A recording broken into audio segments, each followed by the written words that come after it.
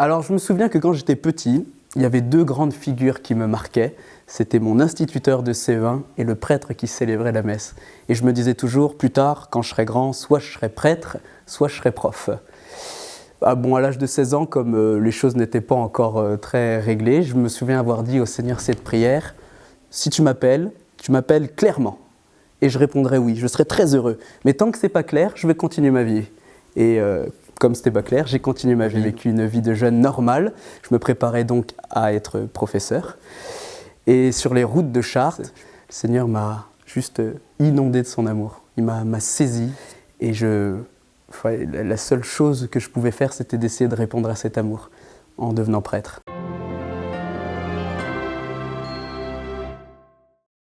Je dirais que je suis un prêtre heureux. Le Seigneur ne m'avait pas menti. Il m'avait fait comprendre qu'il y aurait beaucoup de sacrifices, mais qu'il y aurait beaucoup de joie. Tu sais, le pape disait, si tu essayes de faire la volonté de Dieu, tu peux être que heureux. Et voilà, je suis heureux parce que j'essaye de faire la volonté de Dieu. Je suis allé voir mon père spirituel, donc après ce fameux pèlerinage de Chartres, et mon père spirituel me dit « Bon là, t'es tout enflammé, tu veux entrer au séminaire, mais tu pourrais être certain que l'appel vient de Dieu s'il dure dans le temps. » Quand il m'a dit ça, ça m'a fait flipper. Je me suis dit « J'ai peur que l'appel parte. » Alors du coup, j'ai commencé à dire cette prière « Seigneur, garde-moi fidèle. » Tous les matins, c'est la première chose que je fais. Vraiment, ma joie, en fait, c'est d'essayer d'être fidèle au Seigneur au quotidien.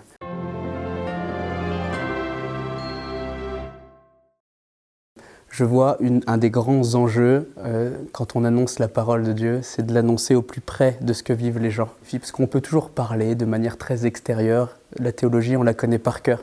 La question c'est de savoir est-ce que les gens vont l'entendre, comment ils vont être touchés. Et alors une des choses que j'ai découvertes, c'est qu'avant de pouvoir annoncer la parole, il fallait leur donner la parole.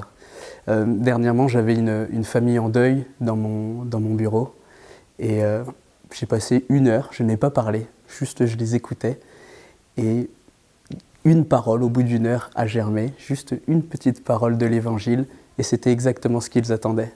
Et je pense que j'ai pu dire cette parole, elle m'a été donnée parce que je les ai écoutés. Et puis un autre défi, un peu d'audace. Vous trouvez pas, parfois on a un peu peur d'oser des choses. Non, si tu vois quelque chose à faire, tu sens un bon moyen, allez, il faut avoir l'audace d'y aller.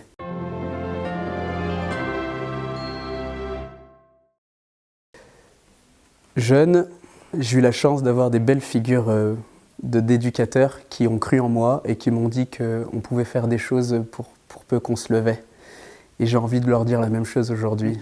C'est que c'est pas une fatalité tout ce qui se passe, qu'on peut faire de ce monde un monde plus humain, un monde plus juste, un monde plus fraternel, pour peu qu'il y ait des gens qui se lèvent et qui décident d'y travailler.